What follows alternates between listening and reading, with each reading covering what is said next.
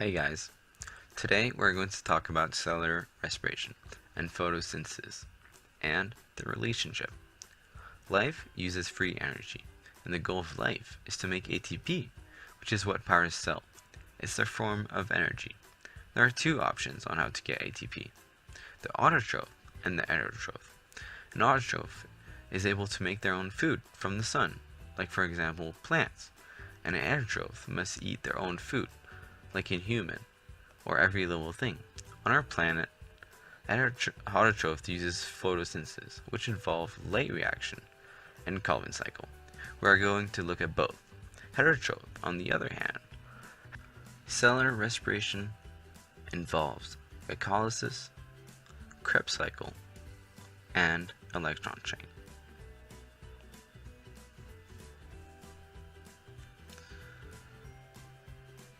Autotrophs begin all food chain.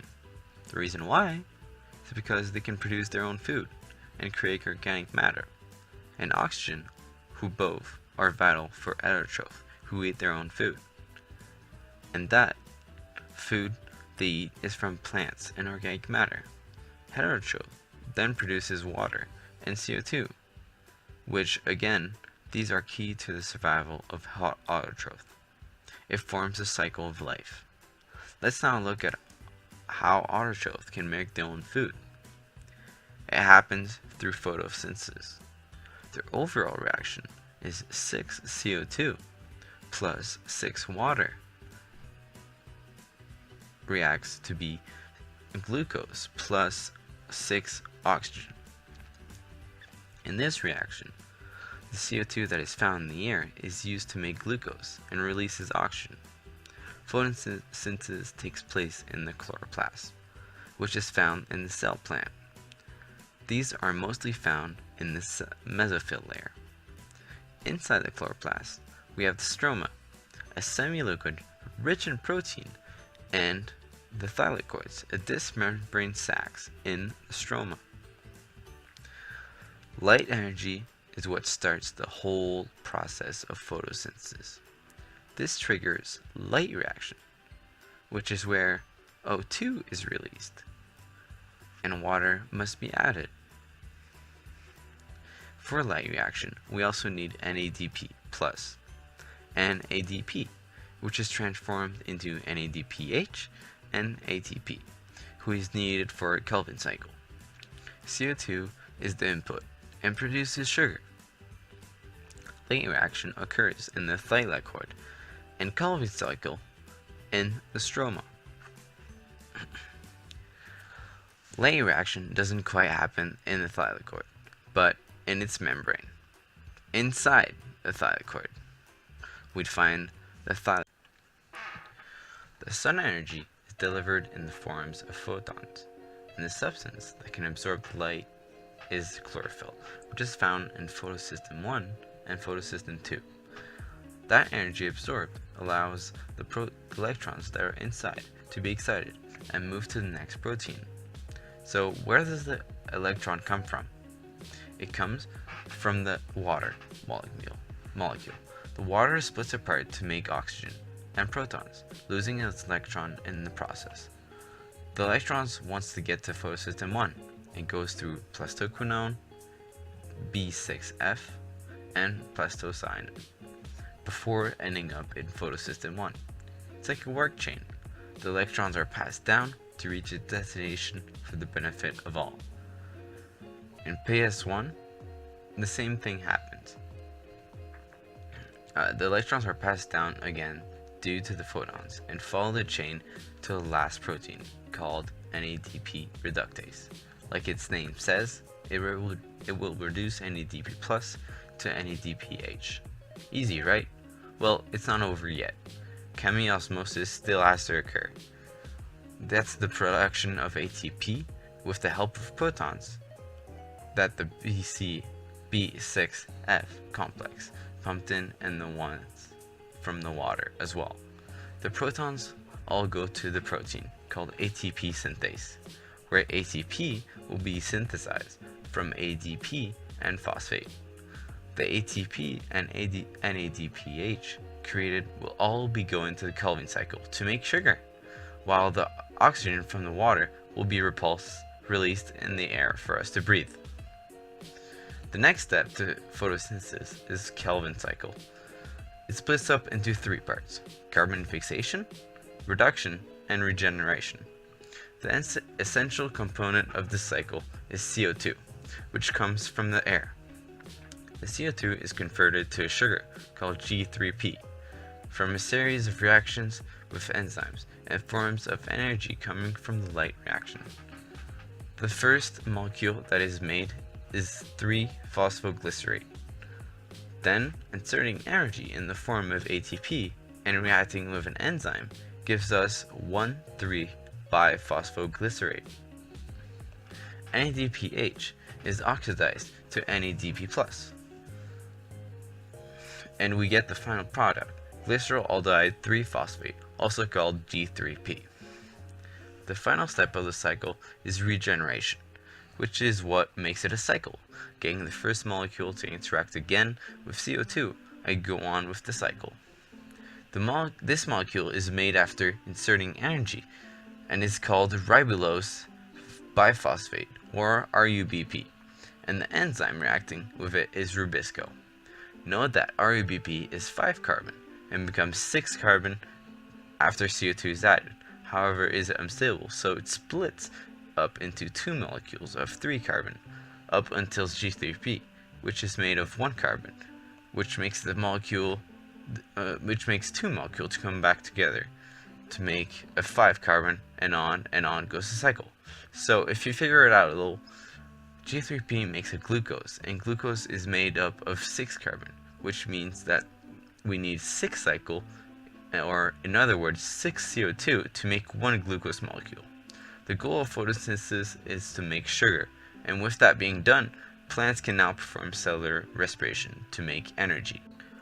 The overall reaction of cellular respiration is glucose plus 6 oxygen is equal to 6 CO2 plus water. This process is all to make energy in the form of ATP. Notice that the equation is quite similar to photosynthesis, it's just flipped over. That is what makes the relationship of autotroph and heterotroph quite unique.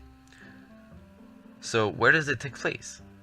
One step occurs in the cytoplasm, while the rest happens in the mitochondria.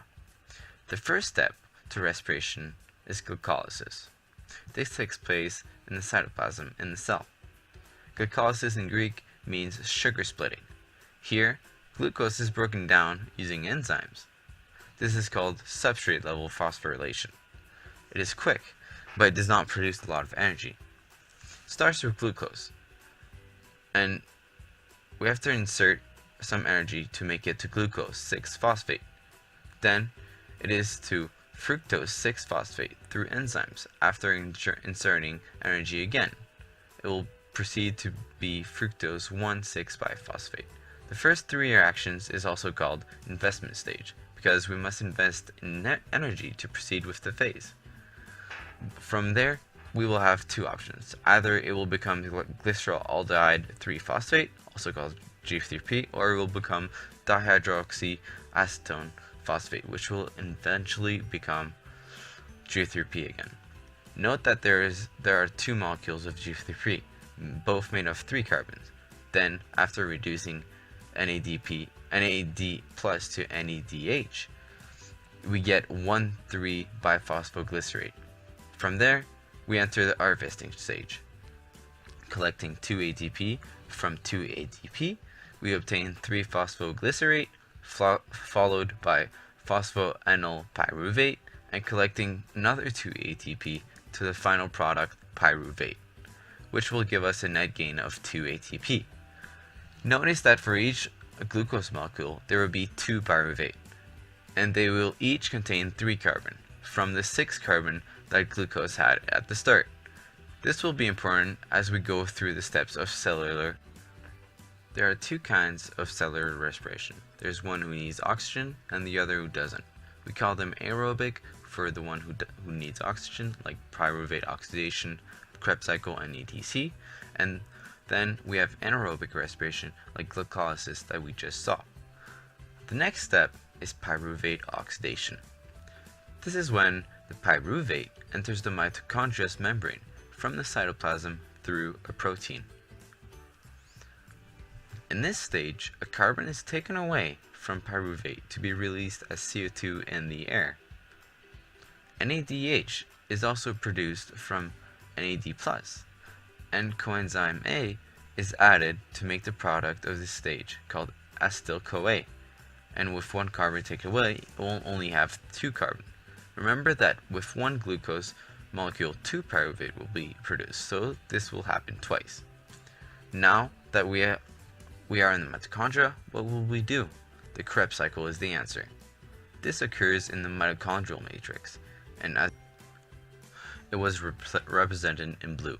Krebs cycle starts with acetyl-CoA, which we got from the previous phase, and reacts with oxaloacetate, which is the molecule that starts the whole cycle along with acetyl-CoA. The result is citrate, which goes along with the process to change into isocitrate. The next reaction releases CO2 and reduces NAD+ into NADH for further use, forming the molecule alpha-ketoglutarate, which eventually becomes succinyl-CoA by releasing CO2 again and producing another NADH. Then releasing energy, ATP is formed from ADP, which results into production of succinate. Next on the cycle is fumarate, which reduces FAD into FADH2 in the process.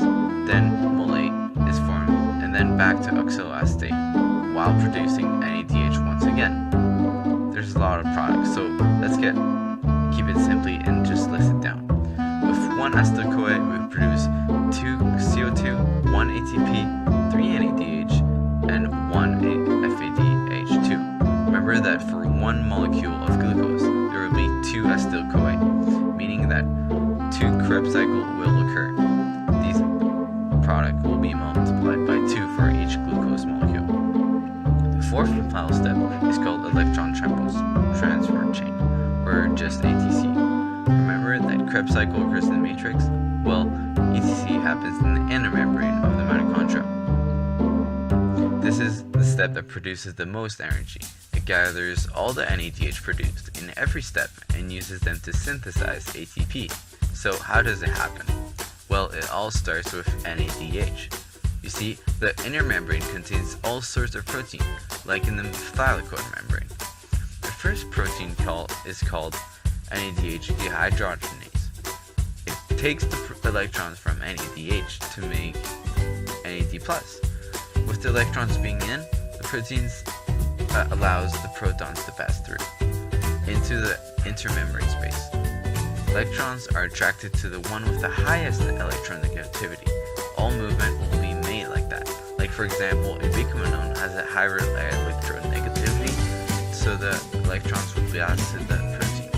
So there the electrons will then go to the protein called cytochrome BC1 complex, allowing protons to be pumped again. Electrons then move to cytochrome C, which will then enable the movement of the electrons to cytochrome oxidase. Here, again, protons will be pumped into the intermembrane space thanks to the activation of the electrons. Oxygen which happens to be around, attracts electrons and forms H2O, which is water, with binding with hydrogen, who are around in the mitochondria. This is why oxygen is needed. If oxygen was not there, cytochrome oxidase would not be able to get rid of its electrons, which would be problematic because it will block the whole system with protons filled with electrons. The ETC is not over yet. ATP still has to be produced. All the protons who were pumped up during the process will go to the ATP synthase to synthesize ATP from ATP and phosphate. If you think about it, this will make a lot of ATP, considering how much NADH we produce. Let's see how much energy we can possibly make. In glycolysis, we are able to produce 2 ATP and 2 NADH, which will have to be converted into FADH2 because it is located in the cytoplasm. Then, in the pyruvate oxidation, we produce 2 NADH. In the Krebs cycle, we produce 2 ATP, 6 NADH, and 2 FADH. If we times 3 3 the total amount of NADH and times 2 the total amount of ADH2, and adding the direct ATP produced, we will theoretically produce an amount of 36 ATP. Now, if you pay close attention to the products and reactants for every step, including the photosynthesis, you would have noticed other products of one stage, other reactants in another. Like for example, the oxygen produced in late reaction is a reactant of ETC, which is used to make energy, and also water, and water is then used for light reaction. It's the same for the Krebs cycle and the Calvin cycle.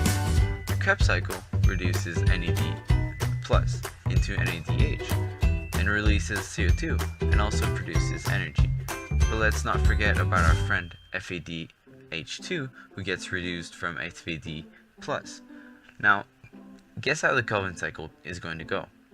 Yep, NADPH, which is the equivalent to NADH in photosynthesis, is oxidized into NADP.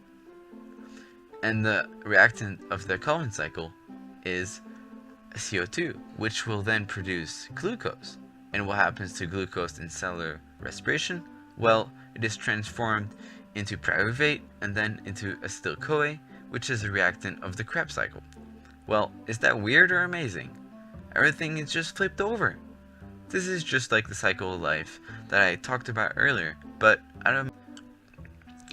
now that we understand both photosynthesis and cellular respiration are important for each other, let's picture it in everyday life.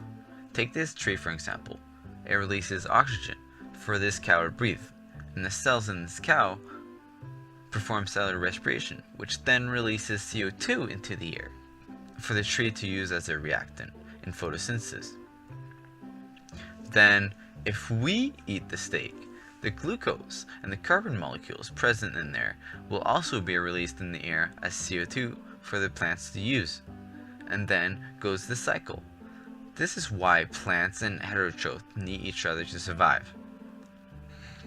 Thank you very much for watching my video, and if you didn't understand a term, just pause it. And if you like lasers, just check out my latest video on them. Thanks, and see you maybe another time.